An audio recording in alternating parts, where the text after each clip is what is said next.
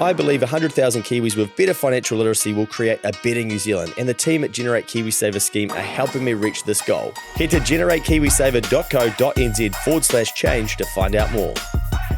Welcome back. You're listening to another episode of the Keep the Change podcast, where having a gold pen is cool because winners win, Mikey. And in the studio today, as always, you sit across from me bringing great wisdom, a request for a 5-star review, and an outstanding topic to tear into. Yeah, being early means you are wrong.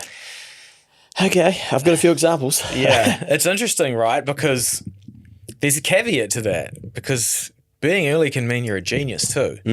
But I think that the time frame of what you're doing and when you want it to take place is very important in that. And this is a term that, it sounds like it's talking about investing, which is kind of where this, if you're early, you're wrong thing comes up. Or if you're early and you invested instead of traded, like the classic story that everyone knows about is your A2 milk shares. Oh yeah, that's a goodies.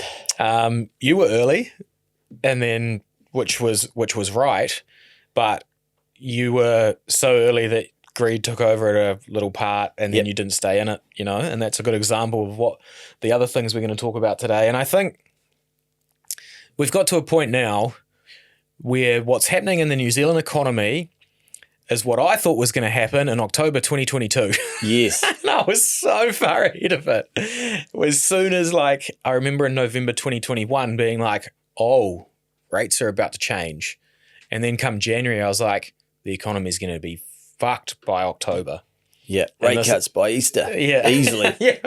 Yeah. And I have been constantly reminded and laughed in my face about the way that I think being early. And generally, it's due to a few things, not having enough information or not trying to find enough information, or doubting human resilience. Yeah. But there's all sorts of things. And I think being wrong is okay sometimes, as long as you're wrong in the right way. How's that? Yeah, okay, give us that one again. Being wrong. Wrong is okay sometimes, as long as you're wrong in the right way. Got ya. So I did to my A2 milk shares from 1,000 to 4,000. They could have been 400,000, but I was right in the right. Yeah, maybe not that one. Okay. No. I think more along the lines of the example that I've got is heading into, we've just had 2020 and 2021. Weird time, money printer cranking, pandemic, lockdown, but business strangely started taking off for a lot of sectors, not all of them. And 2021 felt like, can we even remember it? But I remember it was like the boom years, right? Everyone, not just because of what I was doing, but what other people were doing. Everyone was quite happy to, be a part of that, especially that back half of 2021. I was watching the Reserve Bank like a hawk. I remember the conversation he said telling people to stop leveraging out houses in November of 2021. And then interest rates did start changing. And I was like, oh shit. The stories of interest rates being low for 5 to 10 years and just squiggling around 0% are not real. We were talking about inflation, and the only way to fight that was rates going up. And we're like, oh, I think my natural reaction to this being a problem was because we know how conditioned New Zealand was to taking on debt. And when you reprice that debt, how can it not be a problem? Yeah. And truthfully, it is. But really, it's only coming into effect in mid-2024, right? Yeah. When I thought it was going to be 2022. And that means I was wrong, which is important. The part about how I was preparing for that is because I thought it was coming. I started stacking cash and being very conservative with a few plays, continuing to push and grow and market and, come on here and talk and spend money on my Instagram or whatever it is and grow the business, a new office. There was growth still going on, but very conservative and protecting my downside because I was like, if we get a quiet time, I'm going to make sure I'm still here on the other side, eh? Yeah. And then 2.5 years later, it feels like we're finally here. So I waited a long time for it, man. And I think it is grim out there. It is, the economy's starting to feel like it's getting pretty dark. Yeah. the more and more conversations that I'm having, with small businesses, as well, working in the industry, about people that are doing it a bit tough. And I was wrong, but my action I took is okay. Now, what it also meant is I missed out on like a booming share market. Bitcoin sending to the fucking moon, whatever the other stuff was going on. I wasn't even sitting in a term deposit, man. I was like, this needs to be ready to access, 1,000,000% liquid, ready to go in case anything happens. I can jump and react and do it properly. And to do that for 2.5 years is probably wrong. 2.5 divided by 80. Yeah, I did ask you a couple of times throughout this journey of this last few years. I'm like, so what are you stacking for though? Like, what's going to be? Because I was going through this in my head. I'd stack cash, and then I'm like, come on, man, it's an army. Deploy it. Send them off to get some shit done. Yeah. Fire some shots, and then I'd be like, oh, those decisions look scary. But I'm like, yeah, I'm still going to have to make them at some stage anyway. So I was asking you, I'm like, are you waiting for like car prices to halve? Because then you'll just go and buy, 5 cars and sell them later on. Or like, you do things differently to how I was doing them. So I was, intrigued by, I'm like, what are you going to do when like, what does that moment look like? Yeah. The good news is that we're growing, and I'm like spending capital to make sure it continues. Yeah. And it's getting depleted at a rate of knots. Yeah. But you're reinvesting it back into your business, right? Business, yeah. Everything is business. So that's and probably not how I thought. Like, now I get to choose when everyone else is contracting and slowing down a bit. I get to go and deploy and then try and grow during a period. And the way I sort of look at it is like, when things do get better, is I want to be like first cab off the rank, Yeah. And the downside is that, I missed out on a few things. The upside is like, I'm comfy, man. Yeah. And there's a lot of pain out there, and cool, missed out on like 5% compounded in some fucking pie funds or whatever. But like, I don't care what the price of the stake is, or like, it's good. And I am very thankful that I trained myself to be disciplined enough to take that road. And I'd way rather have none of the downside than a little bit of that upside that I miss.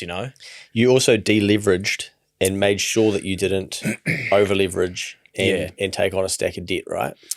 Yeah, I basically deleveraged debt and risk. Yeah. And then and it, like, there's a couple of things, right? Like, I can look at this throughout my life. Like, I sold the house I live in to get into the mortgage game, right, and to buy books and stuff. And then there was a period after the first few years where the house was doing better than what my business was worth. Now it's not the same way. Now my business is worth multiple of those houses, and the income it generates is a lot more than the rent would be. But you're always fighting that stuff, and then time frame matters as well, right? Like, I'm going to be around for at least 20 years and doing this minimum. So I know that, that's the road that I should go down to do it. But you end up looking at all of these things and you balance it out and you go, maybe that was a bad decision, selling the house I live in and go renting for a bit. But, it's some of the things you just, take it on the chin, and you've just got to battle through them anyway. You never get everything right. No. Yeah. One of my goals is to help 100,000 Kiwis improve their financial literacy and in turn help create a better New Zealand. Generate has a very similar goal: to educate and empower Kiwis to make smart KiwiSaver decisions so more of us can be better off at retirement. That's why I'm stoked to have them on board as sponsors. Together, we can reach more people and make this goal a reality. If you've never got KiwiSaver advice before, book a no obligation chat with a Generate advisor at generatekiwisaver.co.nz/change. They'll even put you in the draw to win 5K worth of vouchers just for having a chat, whether or not you decide to sign up. T's and C's on that webpage. A copy of the product disclosure statement is available at generatekiwisaver.co.nz. The issuer of the scheme is Generate Investment Management Limited, and of course, past performance does not guarantee future returns. I was going to ask, because let's just say that you put you deployed 100 grand into Bitcoin, let's just say. Yeah, fucking it crushes everything, man. And let's say it was I don't now even know why I worth... go to work if you look at those numbers. Let's say it was now worth $250,000. So you got a 2.5, but I don't even think that's realistic. Or maybe you probably Easily. could have over the. Oh, but no, I'm saying like in this last 12 months, like at the bottom. Yeah, let's it say was you like timed it. 16,000 US, and now it's like 70,000 US. Is it? Yeah. Shit. I don't price it in US. Everyone's like, why do you price it in New Zealand? Well, Like, it's like- I live here. Yeah, it's like, okay, maybe it's a 4X then. Let's Okay. call it a 4X, 4 or 5. Okay, so let's say now that your 100 grand was 400. Yeah. Who are you? How are you acting? What are you doing? I'm on a yacht, traveling around the Indian Ocean. You did that No, anyway. Yeah, I know. Nah, exactly, right? Like, Yeah. that's kind of what I mean by, like, not always wrong, right? Like, I'm doing something, like, I'm playing a long game here, Yeah. and I just had to remove some downside risk. And it was the kind of the same thing when I had too much mortgage debt. When I had too much mortgage debt, even though I could manage it, I didn't like going to work with that like hanging, that dark cloud hanging over my head, that big commitment that I couldn't take a little risk at work and go and do this because I really had to make sure I made that mortgage repayment. Yeah. Similar type of thing, right? Like take the risk out, and then you can operate freely and smoothly and, you know, focused, and not have to worry about being stressed on shit that, yeah, mortgage debt's like the worst if you're trying to operate a business, right? Like it's just such a big distraction. But yeah, when you look at the numbers, when Bitcoin versus like has the value of my business grown by that much if I put the same capital into it? Probably not. Bitcoin probably outstrips it. But, you know, it's volatile. Your business isn't. Yeah. Your business is not as volatile. Yeah. And I can go and buy Bitcoin anytime I want with the income that I'm generating, right? So Yeah. the business generates a lot more income than it did, you know, a few years ago or whatever. So Okay. So, because I wonder, you didn't even go where I thought you might go, but let's say that you then, because you have to make a decision. Do you sell that? You know, because you got it right. You were in at the right time. And you get your 100 to 450. And I think that's where, I mean, this is where I get stuck. I'm like, so do I, because I've started getting back in and I've kept money in Bitcoin, but I'm not like, well, I'm not selling. So Nah. then because I'm playing a longer game, so it's Yeah. like, it doesn't then really matter except when I do my net worth calculation, I'm like, fuck, that's cool. Yeah, I reckon that takes like 4 or 5 years of being an investor, whether it's shares, owning a rental, owning Bitcoin, whatever it is that you choose as the vehicle that you want to invest in. It takes like 4 or 5 years to stop looking at the price, eh? Yeah. It's something, I think, because when we start, it's like a big portion of your money that you've gone to work for, and then you're scared of the downside for a bit. Yeah. After a while, after you've been disciplined enough and whatever it is has grown in value, you stop being scared of the downside, because if it's growing, then it does have some downside. You're like, oh, it's still more than I put in. Like kind of like KiwiSaver, you know, like I look at my KiwiSaver sometimes and I'm like, just don't care. Because you're not going to, it's too far away, right? Yeah. And it's like, I know that's actually a good way to look at it, is like, you can't actually touch that one. Yeah. So do you care? Not really. You just like let it come out and let the money roll in and does its thing. And, you know, you can't do anything about it. It gets cut in half. So what? Like you're literally 30 years away from actually being able to touch it. So, Yeah. and I think that when you're starting off, that's the way. I think, yeah, in terms of going back to like this whole period of New Zealand's economic history, massive money printing, changing governments and all of this stuff over the last couple of years, I think what I'm trying to say is like, I was wrong, but I think other people that didn't do it will get into trouble now. We're going into a dark spot. And I reckon I protected myself from being in that dark spot. Not sure, like asteroid could hit and fuck, who cares anyway. But like, I feel like I've done enough thinking and protection, saving with terrible like savings rates and terrible investments and stuff like that. I can get through like a few years. Nice. So like I can go into a dark time economically, which still may not come, we don't know, but it feels like it's getting pretty dark. And I'll be sweet. And I'll just get out the other side and fucking continue on the path to making the best mortgage company in New Zealand. There we go, ladies and gentlemen. We're going to come back to the economy. I just need to finish my thought experiment with your let's Bitcoin, go. right? So your Oh, my 100, Bitcoin. your 100 becomes 450, hypothetical, because you did deploy it, right? You got 350 profit. You have to spend 140K in tax. So you got to shout two teachers their wages for the year. Yeah. So then get your original stake plus your profit, because you're a law-abiding citizen and a tax you pay. Yeah. So then maybe you have a Lambo freehold that you didn't have, or that you don't have now, but you probably could go and get if you wanted to. Effectively, it was half price in that way, right?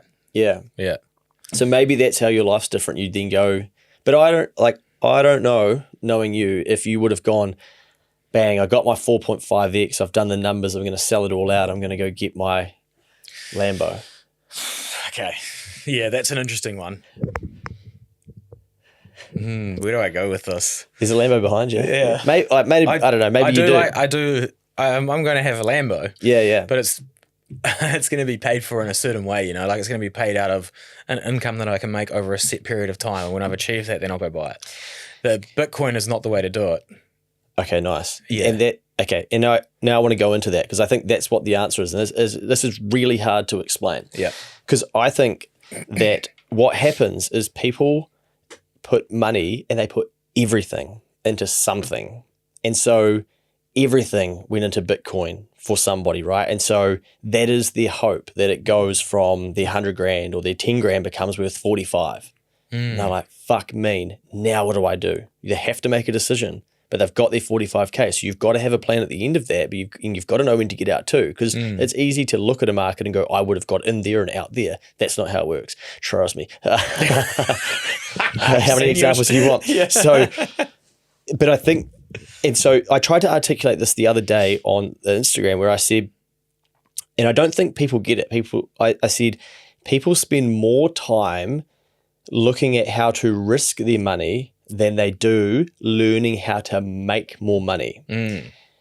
I think one thing that we've both done is gone, what are ways to make money? And then when you learn that, then you realize that risking money just becomes what's left over / what you allocate and deploy to start with.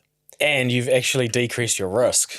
Yes, Because because you you can know how to make more. earn. Yeah. Yes. So then you start investing, and then it starts going up. You're like, fucking hell, Bitcoin 2x. Oh my God, I am a hero. I knew it. And then you're like, oh, I'm not going to do anything, because I don't actually need that money, because I learned how to earn money over there. Yeah. So I'm just investing over time. But you've got to like get out of that one over there where it's risk everything and then hope it goes up and hope the shit coin or the stock goes up massively, because you're still the same person at the end of that. You've just got more money, and you've still then got to decide what to do with that. So I think that it is smart to learn ways to make more money so that you don't have to risk everything, because it's dangerous to risk everything, because if you lose that, you have to go back to the start. And say it's 10 grand that you risk. So say you're that person, you work and you save 10 grand and you're like, fuck it, I reckon it's the stock, and it 10x's and you've got 100 grand now. But you don't get out because you're waiting for it to go to 200 grand, because that's the amount that you'll need for a deposit on a house. And then by the time it, like 2 weeks later, bang, it tanks and you're like, oh, nah, it was 100. I don't want to sell at 80. Oh, it's 70. Oh, it's 60. All of a sudden it's 2 grand. Yeah. And now you've got that time period that you took to stack 10 grand. That's actually what you've lost. Yeah. Because you haven't learned anything new in that time. So hopefully trying to go into that a little bit deeper has maybe encouraged some people to think, yeah, fuck, okay, life's not about earn this shit, see what I can have left over and stack it all into one thing and pray that I get it right. Because looking just like what Mikey said, he could have deployed his money, but he's built ammo to have on the sidelines so that he can take shots when he wants, and he's held himself back from taking shots, and there's things that he's wanted to have a shot at, but he's like, I don't want to take the risk. And now he can see with hindsight, well, if I did, that would be worth more. But Mikey's still not like, yeah, I would have sold it and gone and bought a Lambo. No. And it was hard. It is so hard to sit on a bit of cash, eh? Yeah, I bet. When Especially when you know what you know, like that every day that's becoming worth less. I know, it's real tough. But yeah, I mean, I am very thankful for like having the discipline to do it, right? Yeah. And yeah. Also, there's a peace of mind that comes with knowing that you have the ammo and the bullets there if shit gets wild, because the world does feel unsettled. And so knowing that you're not all in on a stock, and so everything's reliant on that for your wealth to go up. Yeah. And or you're then basically you don't have anything left over because you're fully leveraged, so you're all in on a property. So then you're all in on every dollar of my pay goes to paying down my mortgage. Yeah, yeah. And your lever is interest only. That's your lever. Yeah. When you're there. So they're both very dangerous places to be for peace of mind. Yeah. And I've got like timelines on this kind of shit, you know? I'm like, it's kind of like when I started, I feel like it's the same type of thing. I'm like, I'll give it this amount of time. And if I'm wrong, then that's okay. I'll get moving again. It was like when I started, I was like, I'll give it a go. If I'm wrong, I'll go back to like fixing cars or whatever I was doing, selling cars and shit. Like I'll just try first. And it's kind of the same process and there's not too much risk involved by doing it. So why not? Yeah. Yeah. Well, I've had a few instances in my life, mate. Where you've been early and wrong? Yeah, for sure. So I think one that might surprise people, obviously it's 2024. Keep the Change recently goes past 1 million downloads. Mm-hmm. What year do you think I did my first podcast? Not for Keep the Change, but Luke Kemi sits down and does his first podcast. Wow. I don't even know, man. 2017. 17, yeah. Yeah. Nice. So think back to 2017 individually. What did you think of podcasting? 18, 19, 20, 21, 22, 23, 24. 7 years you've been on the mic. Yeah. Wow. Crazy, yeah. Yeah. And I got introduced to podcasting by a mate. I was like, I think this would be a good idea. And so I'm thinking, okay. So we started doing that, and it kind of started catching a bit of traction in the horse racing space. It was like, wow, you know, what are these guys doing over here? And it stood out because it was early. Yeah. But there was no revenue there. Yeah. There was no like, hey, we'll sponsor this. Yeah. This is a career. Yeah. This is going to add things to your life. It was just like, oh, that's weird. Those lads are meeting up once a week and they're recording, talking to each other, and other people can listen to it. Fuck, who do they think they are? And some people liked it, some people didn't. But interestingly, then when I went into business and whatnot, I knew that podcasting, there was something there because I'd seen it and I could see what was happening. And so I'm thinking, well, Next Advisory needs a podcast. Now, I think we're over 500 episodes in, and I think we got going in either early 2022 or 2021. So it's now 2024. I have a business partner that I'm very lucky where he trusts me to make these decisions, and I'm like, hey, mate, we need to commit a lot of time to this. And he's kind of thinking, here we go again. Yeah. First it was Facebook Live videos. Then we needed an Instagram. And what's this dickhead on about now? Is Luke even an accountant? Yeah. Okay, I'm going to spend all this money on the equipment and we'll sit down. What are we going to talk about? I'm like, don't worry, leave it all with me, mate. You just need to show up. And then 6 months in, hey, guys, I've been listening to your podcast. I'd like to explore changing accountants. I'm like, it works. Yeah. But 6 months. Yeah. And now, for Next Advisory, every week we get hey, I've been listening to the podcast for 10 months, for 18 months, for 12 months. Yeah.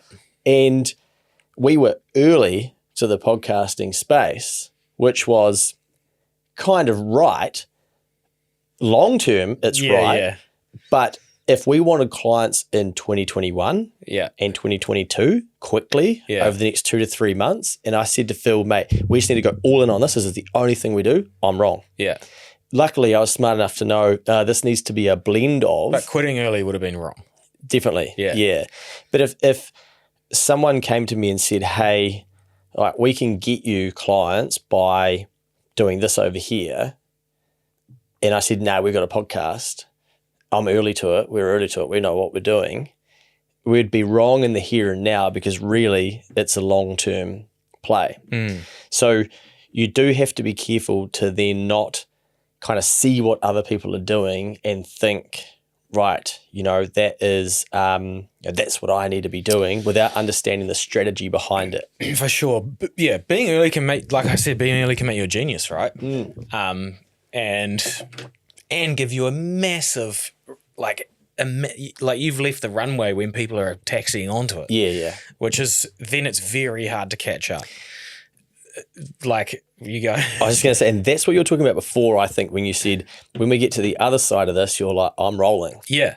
And that's because, and people are going to be so far behind because they are, they'll see the economy turning, but they're going to be bitten by it as well. I don't know if I want to take any risk. It was only a year ago that interest rates were this. They could go back there. I'm not sure. I said this to you the other day, right? Like what I was talking about, like the clear heads are going to have, the ones that get through this with a clear head and are not confused by like how the central bank and the government and everyone's acting and all of this stuff, and they've managed to stay reasonably out of trouble and can just stay focused. When the plane takes off, man, they're going vertical. Yeah. Because when everything does start flowing and moving again, they're just going to be like, I've been waiting for this. Boom, boom, boom. I'll grab it here. And it's like, this is the day's come.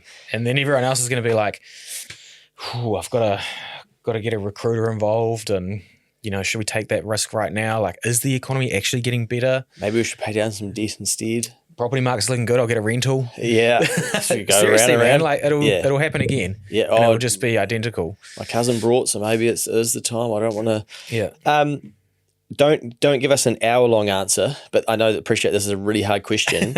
How does Max Verstappen put so much distance on the second driver so quickly? He's a G, man.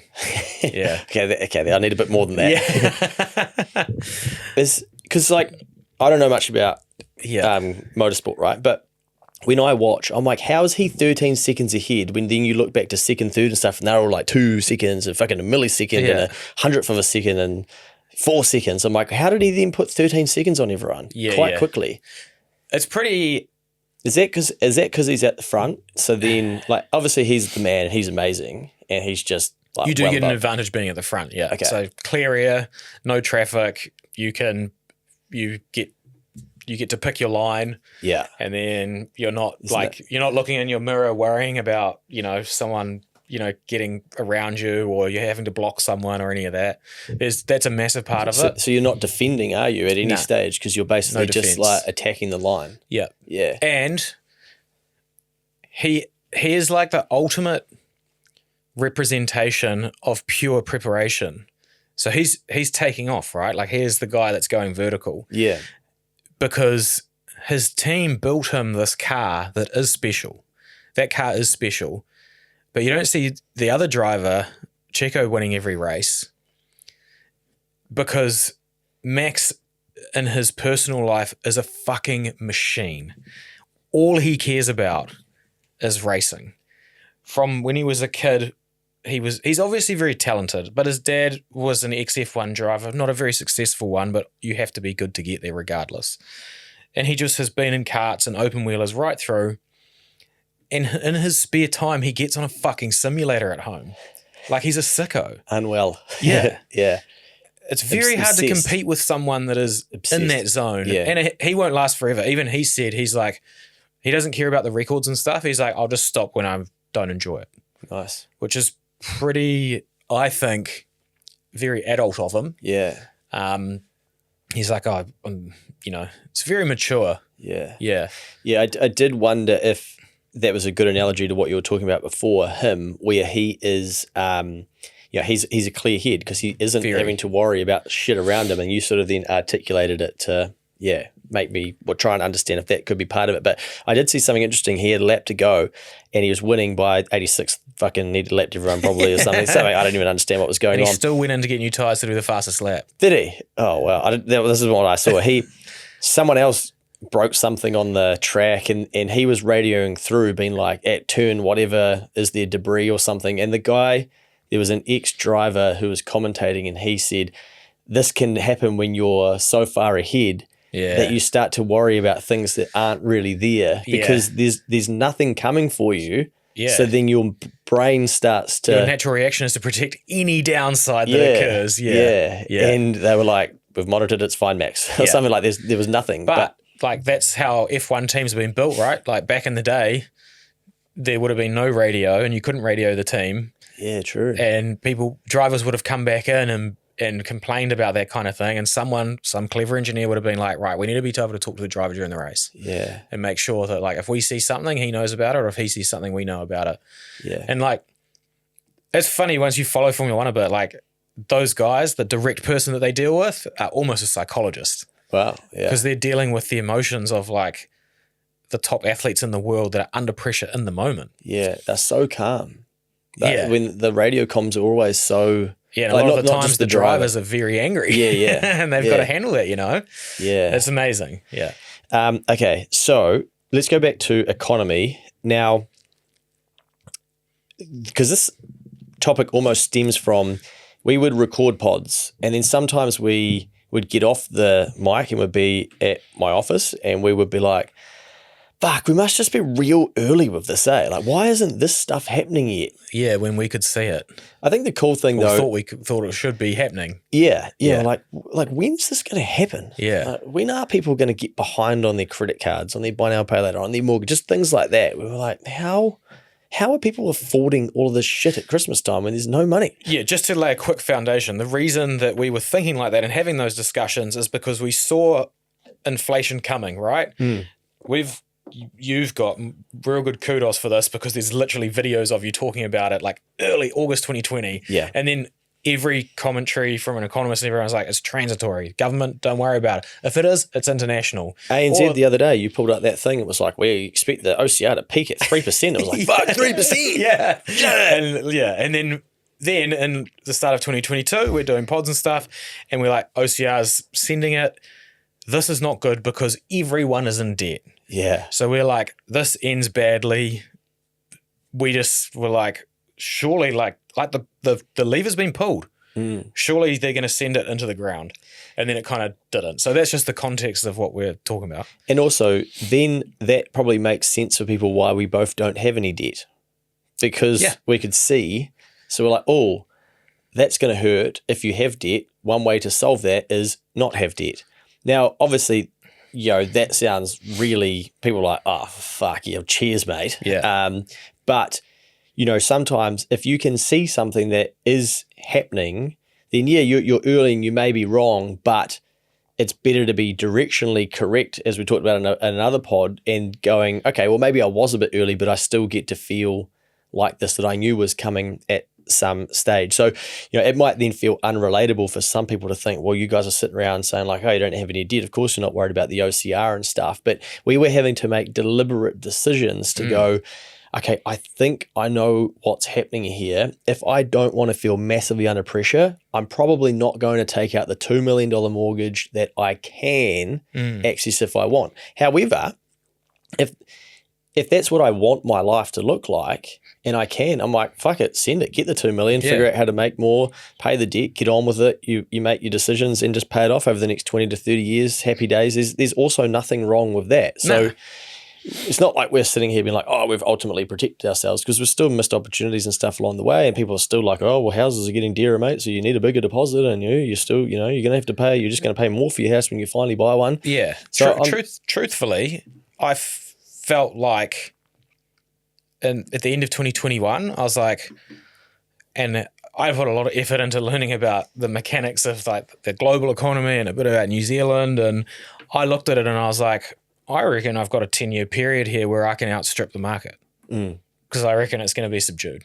So I was just like, don't worry about it for 10 years. That's where I... Yeah, learn how to do it. Yeah, I was like, I think I can grow my income and my personal balance sheet faster than a housing market or a share market or whatever, you know? Yeah, nice. So that's just like the comfort level I took out of it.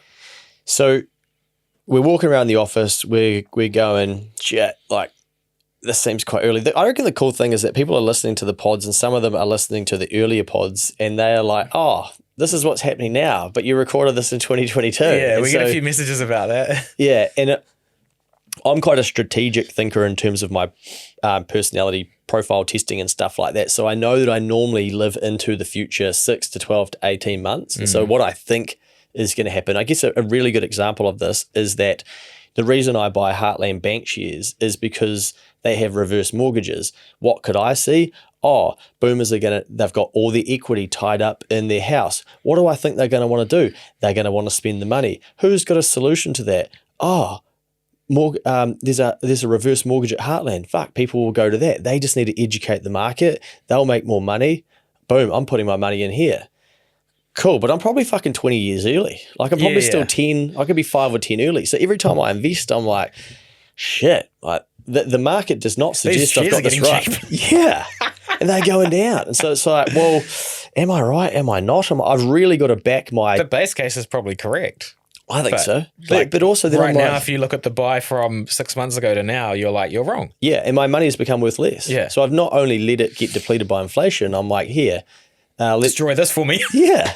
So I might as well just take it to Adrian Orr and say, hey, put this back into circulation. Double it. Yeah. So, it's a good lesson of, okay, and who knows, in 20 years' time, it could be, Heartland Bank shares are worth whatever. And it's like, yeah, but mate, you were banging on about that. And I've been making that decision since 2020.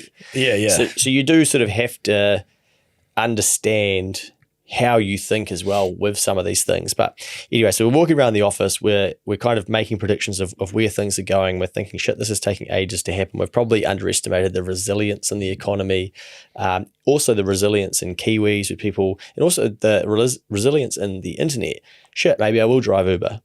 Shit, maybe I will go online and do some stuff to make some extra cash. Maybe I'll sell some stuff I don't need. People, when their backs are against the wall, they'll eventually go, right, I need to change my habits. So we saw a bit of that too. But I saw something recently. I thought, shit, this is a really good point. Now, I think in our lives, at our age in the 30s, right, we've seen like 9/11, we've seen the GFC, we're seeing these floods, and we're seeing the pandemic, and it's just like crisis. It's like, fuck, are we at war at the moment? Are we in the next world war? To be fair, like AI is going to take all your jobs, and it's just like the world is just, you're growing up being like, holy hell, man, there is some shit going on, and then it's like, who did 9/11? Well, it was pretty clear after day one who did it. Then you're like, well, maybe they're not right. And then it's like, fuck, did anyone actually land on the moon? And you're like, fuck, the world is confusing. So the point is that there's so many crises. Yeah.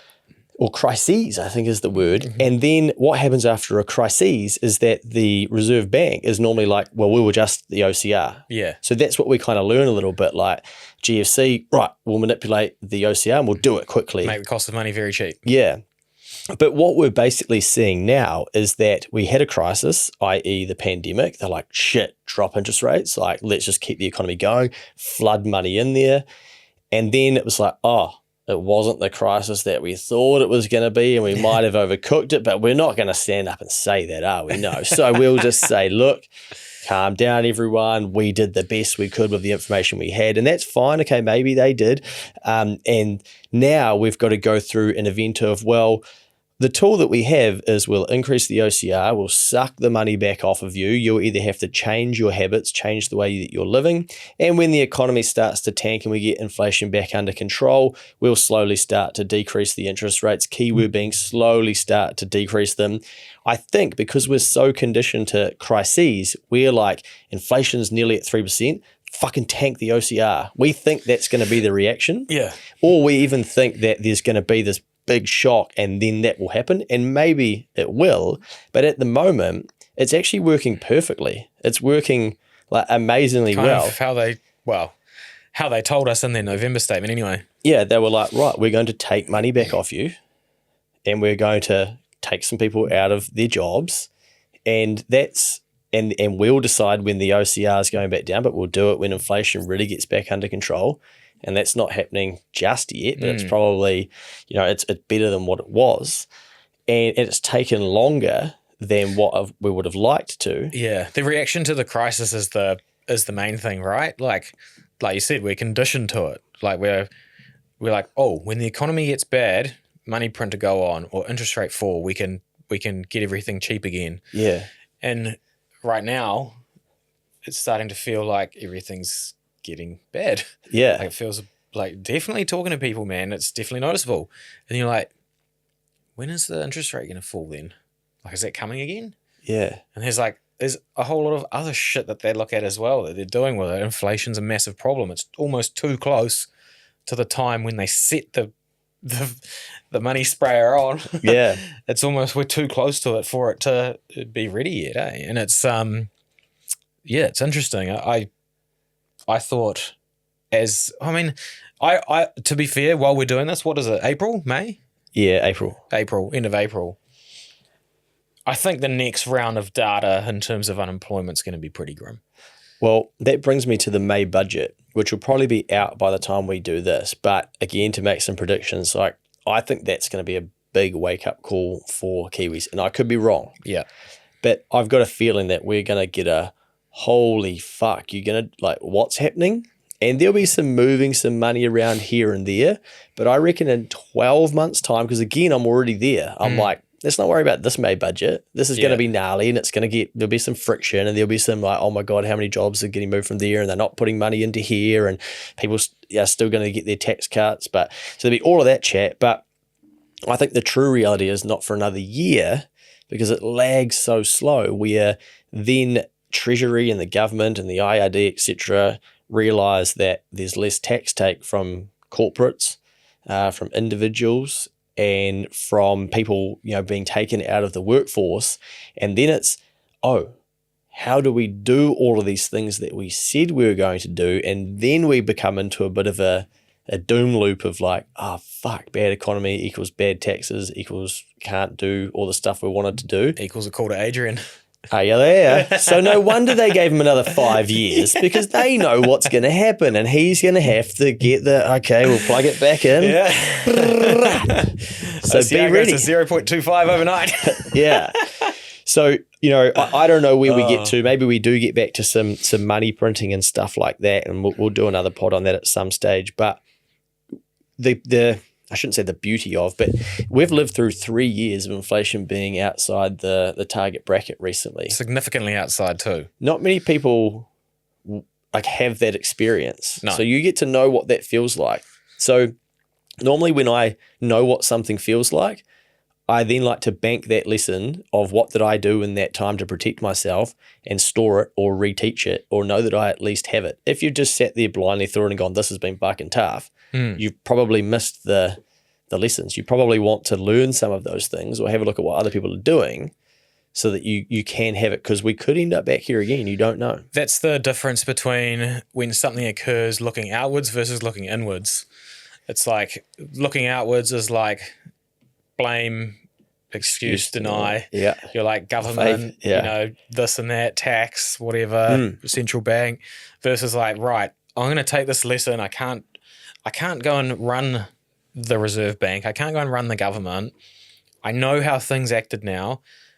Keep that as an experience. Make sure if you think it's going to happen again, make sure you're ready and make sure you do the right things to protect yourself. And I think that's the best way to do it. You can disagree with the system all you like, but it's what we live in. Yeah. It's like you can't change the New Zealand dollar right now.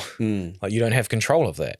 No. So work out ways that you can do things that what you have control of and be responsible with. That brings me to, mate, one of my favourites that rolls out on the old internet. You own nothing and be happy, and the old World Economic Forum, all of that stuff. Your favourite. Yeah. So let's say that all comes true, right? And BlackRock buys everything. We do own nothing and we're happy. Sounds good that we're happy at least. Let's not forget that a lot of Kiwis don't own anything anyway. And so it'd probably be better to be happy than unhappy. And anyway, and the World Economic Forum in charge, and Luke's leading it, and fucking whatever. Are you a WEF agent? I can't afford to get in the club. And what else is happening? There's like all the shit that's happening, right? And CBDCs and stuff, and because I see there's talk about that at the moment, right? It's real, yeah. Yeah. So like that happens. People are like, I told you, but what did you do?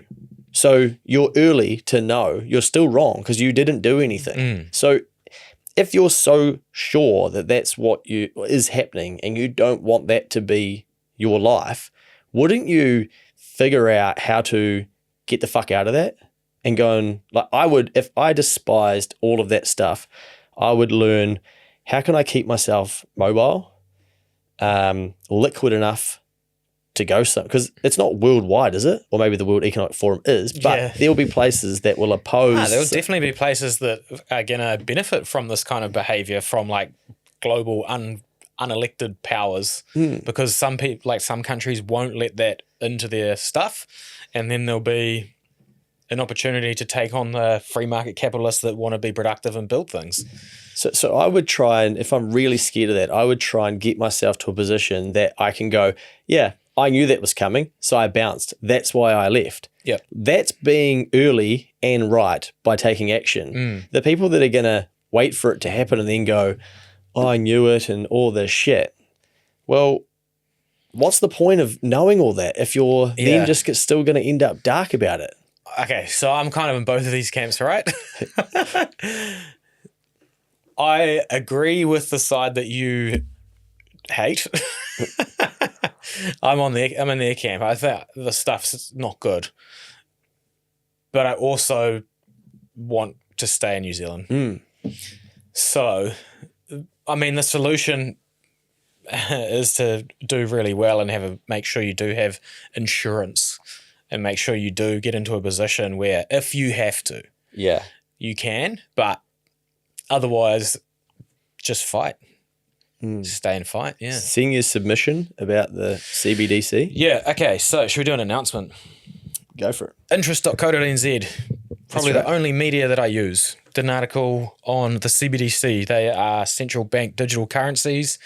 They are looking at, in addition to cash, is what they're calling it. Basically, CBDC is programmable money where there is a centralized server that could be controlled.